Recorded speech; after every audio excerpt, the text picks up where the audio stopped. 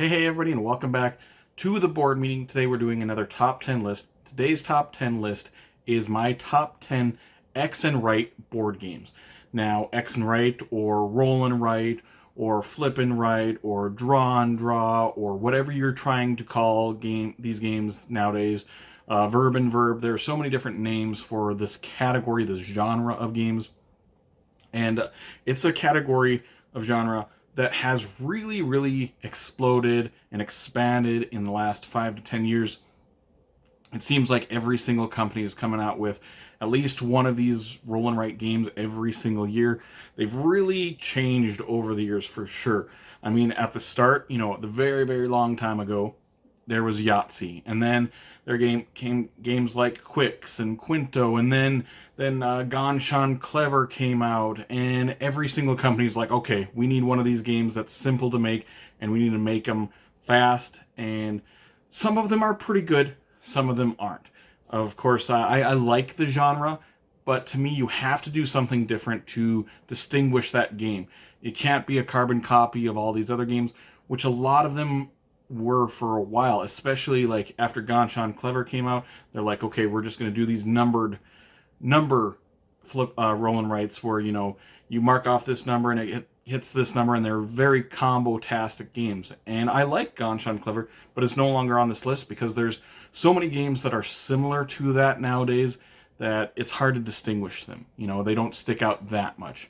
Some of the games that just barely missed out on this top 10 list, there's Twilight Inscription, which is the roll and write version of Twilight Imperium, which is a big giant 4X game that takes anywhere from 6 to 24 hours to play that game. They made a roll and write version of it, and it's actually pretty good. It was definitely in my top 20.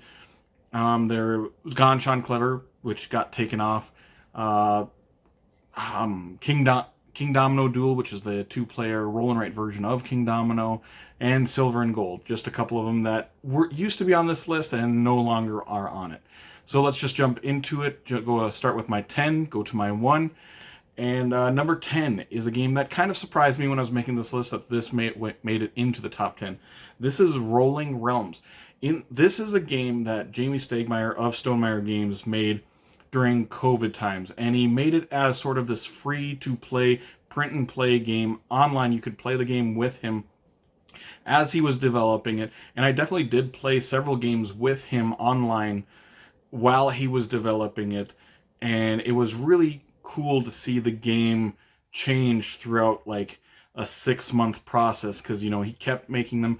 And in this game, you are playing 3 different rounds, and each round you have 3 realms, and you're going to be rolling these dice and placing these dice numbers into these 3 realms that are out there. And the realms are actually Stonemaier games. So like in the first round, you could have 3 realms that are like Scythe and Wingspan and Viticulture.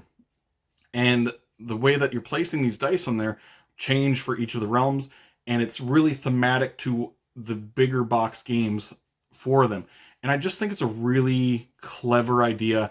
They're very simple. The realms are like, each of the rules is like a sentence or 2, so it's really easy to get into them. And as the years have gone by, he keeps releasing new realms as Stonemaier makes more games.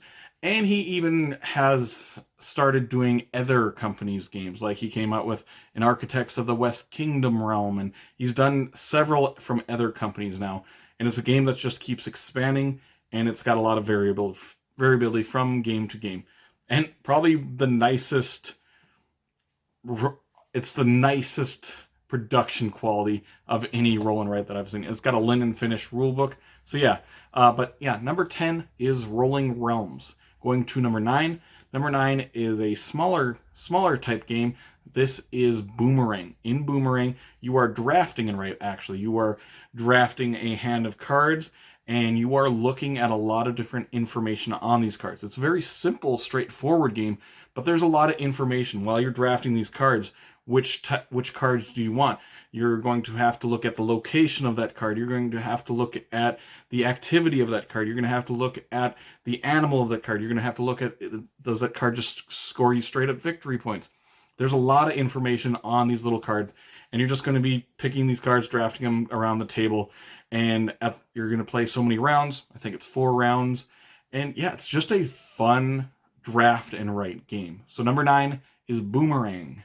Going to 8. 8 is Fleet the Dice Game.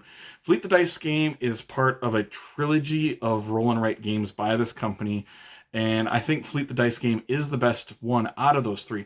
But the other 2 are, Three Sisters and Motor City, and they're all very similar. That you are going to be rolling dice and then drafting these dice.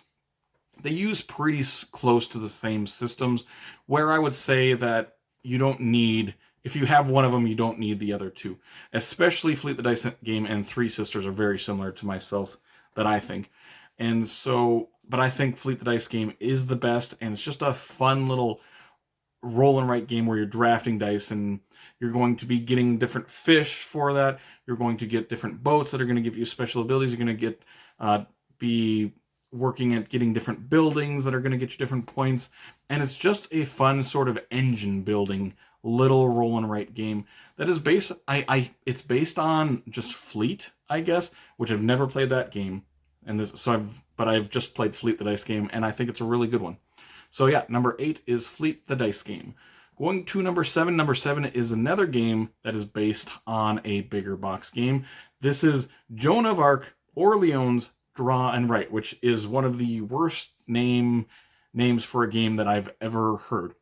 This is obviously the roll and write version of Orleans, one of my favorite Euro-style games. That was a bag building game. In this game, you are going to be pulling out tokens from a bag, but then you're going to be drafting those tokens from players and taking those actions of those specific tokens that you are drafting. And it feels very, very similar to Orleans. You're going to be trading, and you're going to be moving around this map, spreading out your sort of influence, moving around this board. And it has an engine building aspect to it as well. You're going to be getting different cards that are going to get you different special abilities. And I think it's just a really good version of Orleans. It's not going to replace Orleans by any means, but it gives me that same feel of Orleans with 1/3 of the play time, 1/10 of the setup time. And so if I want to get that Orleans feel, but I don't have enough time, Joan of Arc, Orleans, Draw and Write is an excellent option if I want to play that style game. So yeah, number 7, Joan of Arc, Orleans, Draw and Write. Going to number 6. Number 6 is a flippin' right now. This is Trails of Tucana. I have played Trails of Tucana a ton. This is a very good solo game. And that's something that about roll and write games is that they are really good at implementing solo modes, because you don't usually have to change too much from a multiplayer to a solitaire game for roll and writes. And in this game, you're going to be flipping over these 2 cards, and these cards are going to have terrain on them. And you have to draw a line from that terrain type to the other terrain type. And what you're trying to do is make these different trails around your different map, connecting different symbols into your starting base areas, and you're just going to score points, and it's a couple rounds, and it's fast, simple, and fun. So number 6, Trails of Tucana. Going to number 5. Number 5 is the newest game in this list, and it's one that I just recently reviewed a few weeks back. This is Mindspace. This is a game that actually replaced Silver and Gold for myself, and I love Silver and Gold. But this came out, and it gives me the same feel of Silver and Gold, but it's got a little bit more going on. You are going to be drawing these polyomino shapes into your own personal map. There are going to be different colors. At the start of each turn, you're going to be rolling these dice, and you have a lineup of these polyomino cards, polyomino shapes, and you're going to be placing the dice numbers above wherever those polyomino shapes are. So if you roll a 5, it goes above the 5 polyomino shape, and you are going to choose to draw that shape of that particular color into your personal map area. And it feels a lot like Silver and Gold, drawing these shapes into this map area. But this one's got a lot more going on. Each of the colors is going to score you different points in different ways. You're also going to have 3 different goals every game that are interchangeable. And so there's just more scoring options and more going on, more to think about, but it still is easy enough where I can bring this to a new player and they're not going to have too much trouble understanding it. So number 5 is Mindspace. Going to number 4. Number 4 is also another game that is a roll and write game that is based on a bigger box game. This is Dinosaur Island Rawr and Write. And in this particular case, this completely replaced the bigger box version. Dinosaur Island is no longer in my collection because of the Rawr and Write version of it. And basically it's because that the Rawr and Write is a much, much smaller footprint. Dinosaur Island really took up a lot of space on the table. I could barely play Dinosaur Island on my table at home because it takes up so much space. Dinosaur Island Rawr and Write gives me that same feel, smaller footprint, smaller time frame. You're going to be drafting dice that are going to get you different actions. You're going to be building out your dinosaur park using these different polyomino shapes, and you're collecting dinosaur DNA to make these dinosaurs, and it's a fun game that you can play pretty fast. So number 4, Dinosaur Island Rawr and Write. Going to number 3. Number 3 is, I would say it's the heaviest game on this list for I would say for sure. This is Hadrian's Wall by Garphill Games. This is a very much a combo-tastic flip and write game, but there's a lot of options. You can do so much in this game.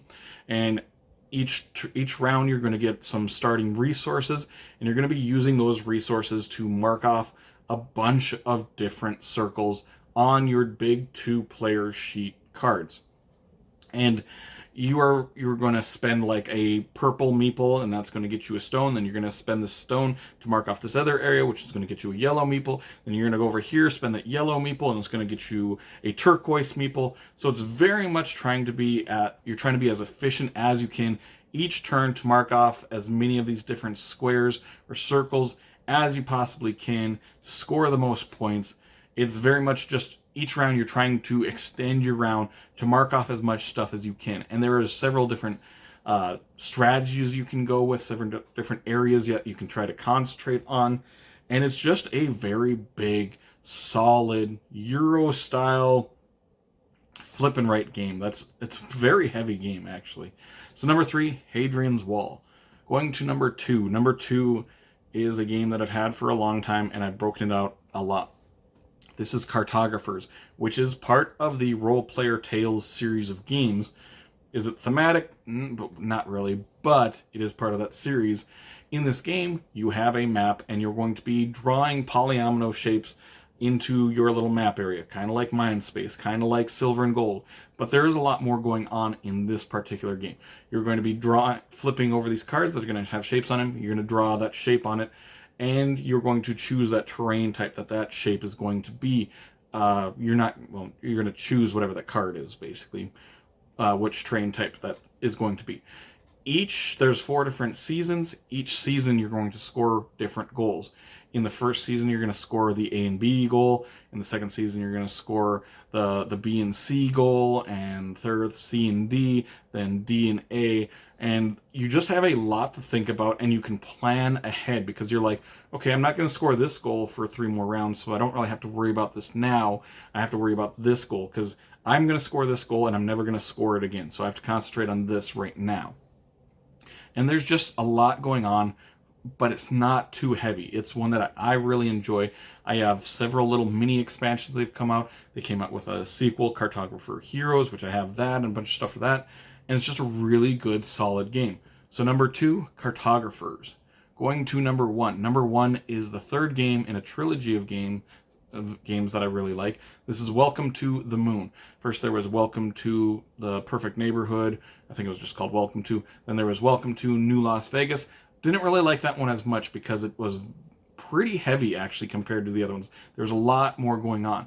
Then they went and simplified it again with going back to Welcome to the Moon. But in this one I like it more than the original because it has 8 different maps in this that you're going to be playing, and you're just going to be flipping over these numbers that are also you're flipping over cards that you can choose different actions for those numbers, and you have to place these numbers in chronological order, basically, and you can skip some areas here and there, but it's such a fun, engaging game. And the fact that there's 8 different maps that play very differently just in this box, I think it was one of those games, I think I gave it a 10 when I reviewed that game, because each of the maps are really fun. Each of the maps is very different, but they're simple and similar enough to each other where you just have to read like a paragraph and you know how to play that one compared to the original system of Welcome to. And I think it's been my favorite roll and write, flip and write since it came out. I think Welcome to used to be my favorite, and then Welcome to the Moon came out. Now that one's my favorite. It's one that I really enjoy. Yeah, so that is my list. And for this genre, I think this genre gets a bad rep because a lot of people, when they think of roll and write games, they think of the games that were coming out 5 to 10 years ago. And if you notice this list, a lot of these are games that have come out in the last 4 years or so. This genre has really changed, really transformed over the years. You can make a heavy roll and write game. You can fit a lot into these roll and write games. A lot of them feel very different now, where maybe 10 years ago it was like the same formula just recycled a lot. And there are a lot of roll and writes that are just recycled kind of garbage, but there are these gems in this genre that I really enjoy. So just make sure to comment down below, what is your favorite flip and write games? I'd be really interested to see.